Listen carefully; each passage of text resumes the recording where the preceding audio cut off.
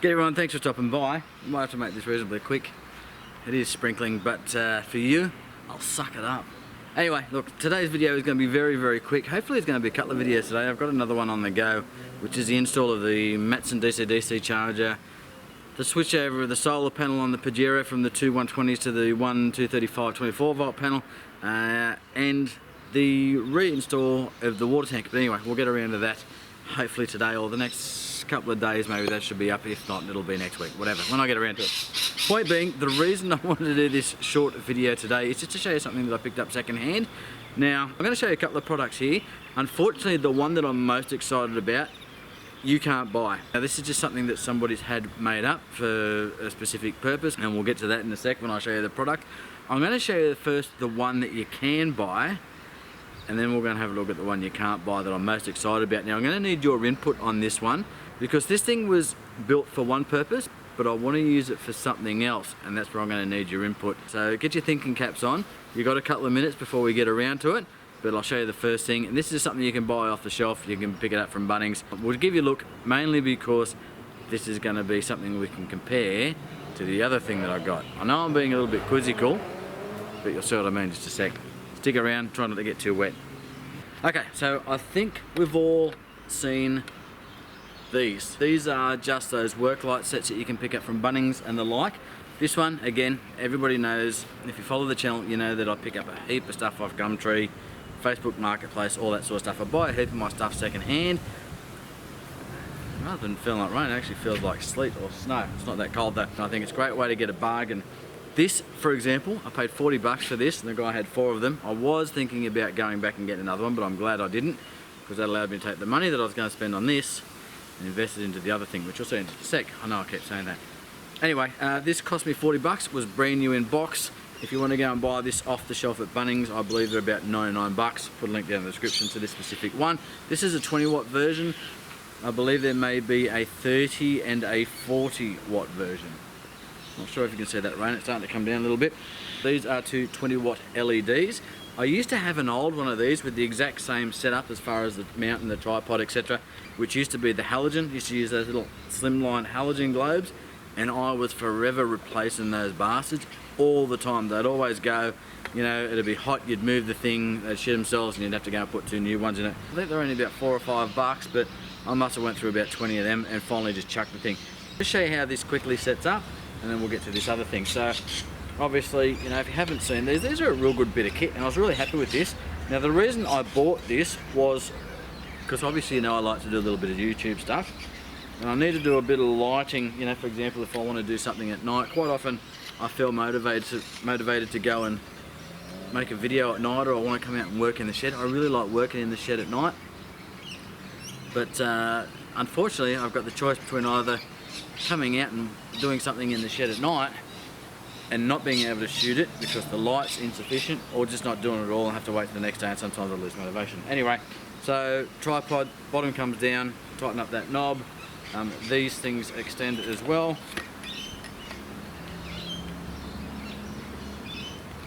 And that one goes up.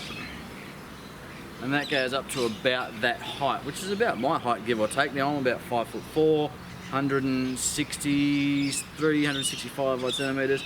So that's roughly how tall that's going to be. Now, this unit is quite nifty in that both of those LEDs are on the one cord. You can see there's a Y connection here, or a Y junction, whatever you want to call it here. All this comes in the box. This is how they're mounted. So there's a little flat screw there, and then you've just got these knobs that you can tighten up. These are obviously adjustable, 360 degrees, I guess, that way. And realistically, I suppose 360 odd degrees, call it 340 degrees that way. So you can tilt these, move them around, whatever. I have got some examples where I was out playing with these last night, so I'll cut those in. I really like this setup, mainly because the 220 watters are sufficient. Now, that's sufficient for lighting, obviously, a room. So if I'm going to be in the shed and be lighting these up, these are great to be able to change the angles on them. It's nice and lightweight, and it's just a nice little unit. Not sure about the waterproofedness of this. These are rubber coated, you can see, it's just a rubber coating that's been slipped over it.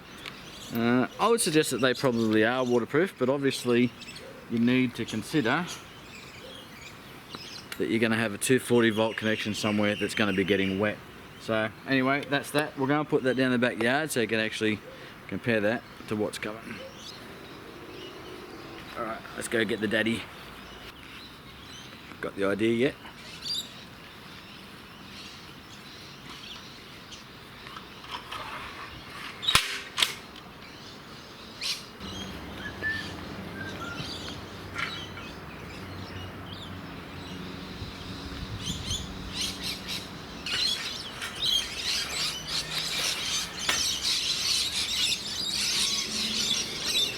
Now I think you're starting to get the idea.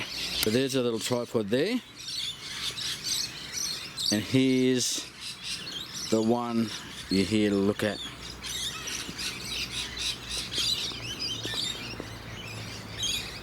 Now it does have room for pegs if I want to put some pegs in it. I'll put some R-clips or something in those so those can come out. I don't think that's necessarily going to help it fold up any better though. So probably not much point. You can see this is just C-channel. Everything else,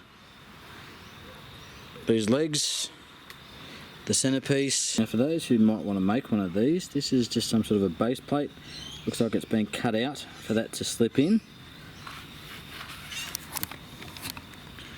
And it does come out underneath, and they've just got some Tech screws in, stop it from coming out. And they've used that plate to put some screws on to attach these hinges, so that plate could probably be a little bit bigger, I guess. I don't know, that might impede on that. I don't know what these hinges are, so it's up to you to figure that out if that's something you're interested in. Try and give you a decent look at it though.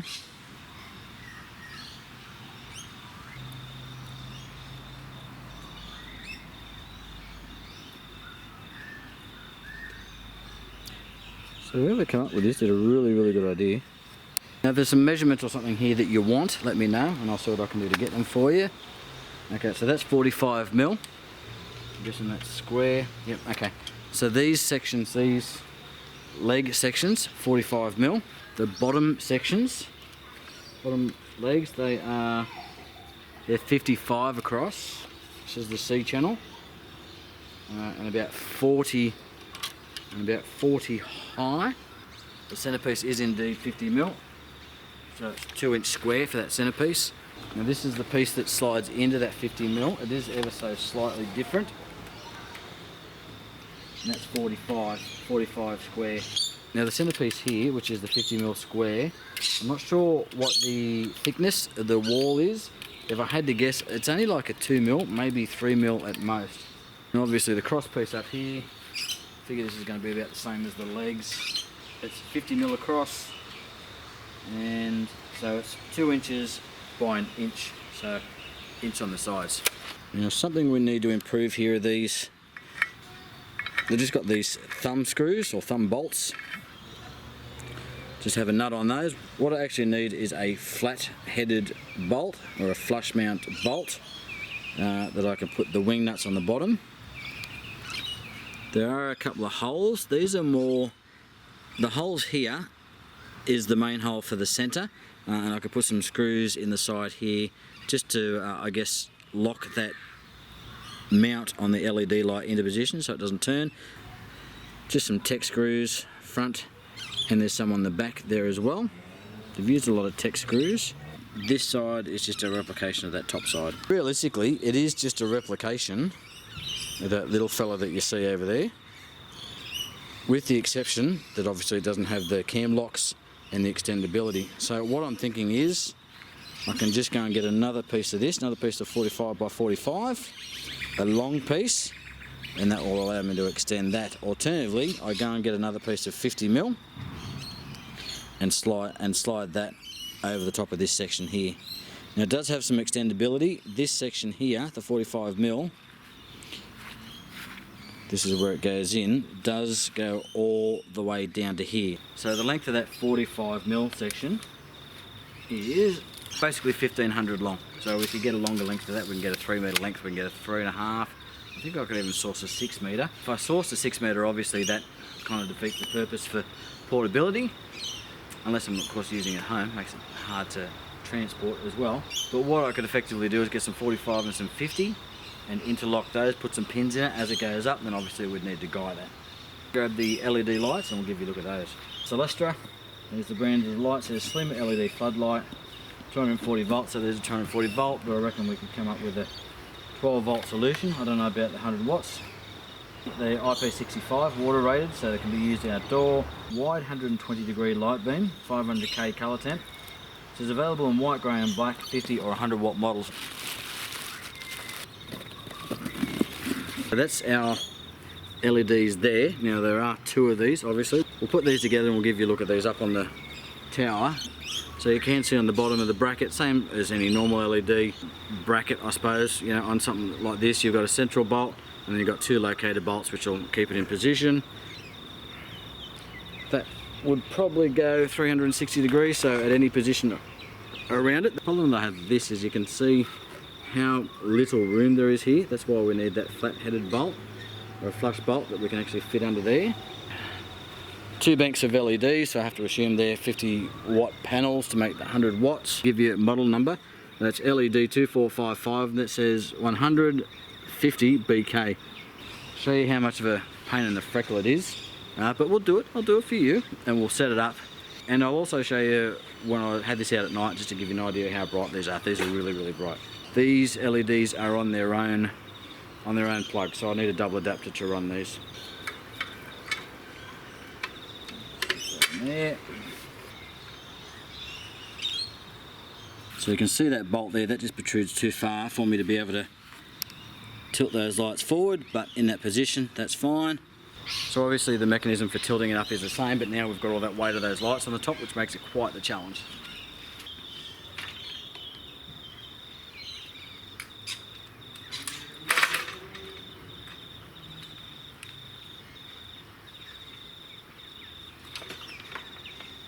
But it's easy enough.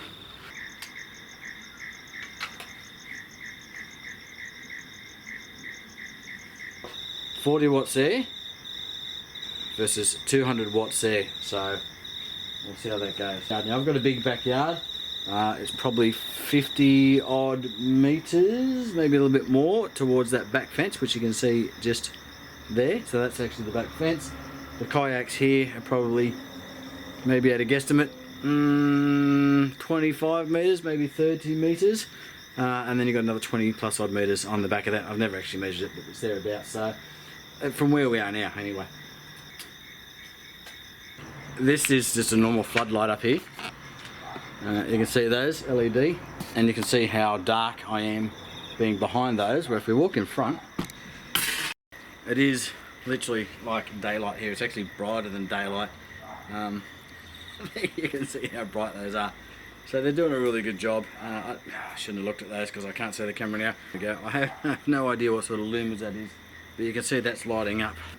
You can't tell by the look of the camera, but that is lighting up that back fence, and you know, I feel bad for, the neighbours over the back at the moment, with the exception that they've got this pool that absolutely just breeds mozzies. The pool is black. You could literally walk on it. It's been like that for years, ever since I moved in. So a little bit of light's not going to kill them. Hopefully it knocks off a few of those mozzies. This is just super bright. This is perfect. Again, I'm more interested in the tripod itself rather than the lights.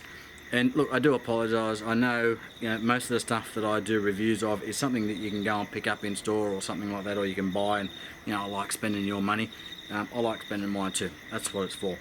It's just something I was a little bit excited about. I knew the nerds amongst you, and especially the amateur radio guys amongst you, might be interested in this. And I'm really interested in your feedback and how I can convert this to make this a really good radio antenna. I really need to move away from this thing, it's too bright. Can use for portable, again, short of just getting another extension of 50mm square tube, which I think that is.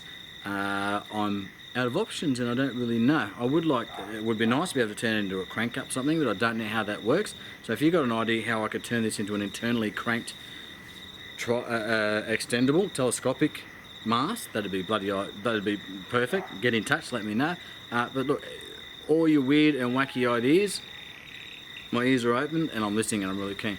So that's it. Look, I just really wanted to give you a quick look at these and show you those, and the smile on my face, because those things are just ridiculous. Look, I think they're only 100 watters, but that's going to light up the backyard, so it's going to be perfect for parties, you know, when I'm working down the side and I want to light up anything else. Ultimately, I'll probably separate the LEDs from the tripod. The LEDs might go up on the side of the house or something. I think one of the neighbours a couple of doors down is complaining about the light in front of it, but compared to those big ones, that's pretty dark in that back corner. Not that it needs to be lit up because it's garden area, so be it. I'm really happy with those. Problem is, they're big, they pack down reasonably well, but they're still big. I need to come up with somewhere to store them. These little guys, these are great though. I was going to say I'd like to see something like this running off 12 volt. There's no reason we can't make that. There's our little light there on the left, sending it, what would we say, 5.4, 5.5, something thereabouts. And there's our new light tower there. Okay, here comes the rain again, but we're in at about 2.7, we're in about 9 feet. So it's not really that tall. We've got to get out of the rain again.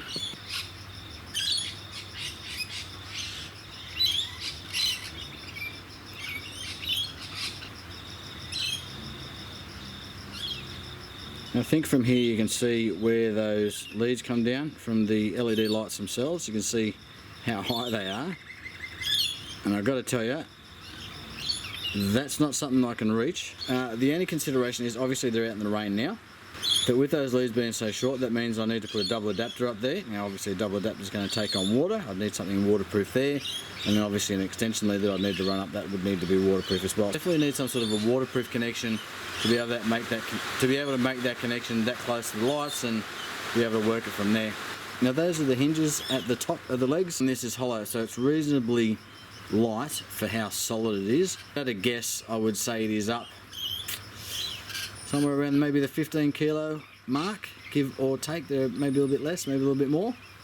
That's without the lights, that's just the mount itself. So what I need from you guys is, what are my options for converting this into an antenna mount and getting a little bit of extra height out of it? Obviously I could use it as is and just stick a vertical or something like that on that, but under 3 meters is not really a good height for an antenna. Run an antenna off that. I could ground that itself, put some stakes into it, stick it in the ground, run a ground wire off it. And it would actually probably lend itself very well to radials. I could take radials off each corner or off each leg. That'd kind of work. But yeah, anyway, at the end of the day, give me your ideas, let me know what you think and see what we can come up with. That's it, that's the antenna tower, which I really like. And again, this was just to give you a look at it. It's not something you can go and buy off the shelf. Certainly if anybody's interested in making one of these and you want more detail on it, or there's something that you want a picture of or close up or something like that, yeah, more specific measurements, I'm more than happy to go and grab it and do all that. But in the meantime, pack it up, put it in the shed, try and find somewhere to store it. Yeah, and then once this COVID thing pisses off, I'm going to pull it out, I'm going to have a party, I'm going to do some celebrating, I'll mow the lawn. Somebody's got my mower at the moment. I'll mow the lawn, make it all look nice, and I'll have a party. Everybody's invited.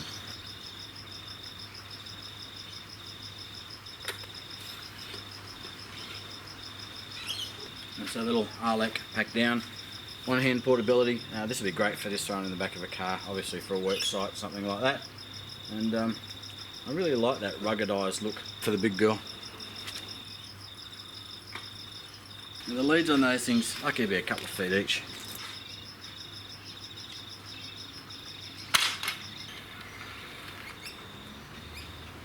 And those legs come in. I'll give you a closer look at this because somebody might be interested. So these are the hinges at the top. Again, they're not your typical hinge. I'm not entirely sure what they are, but somebody who knows what they're looking at might be able to identify those. And if you can, feel free to stick it up in the comment section. This is the centerpiece that we were looking at earlier that they've made up. It's interesting there's an additional hole on either side, but so that's just obviously a piece of plate aluminium that they've cut to go around here and attach those hinges to, and that slides up that centerpiece. I've got to tell you, as you're going, if you've got your fingers in here, they get caught.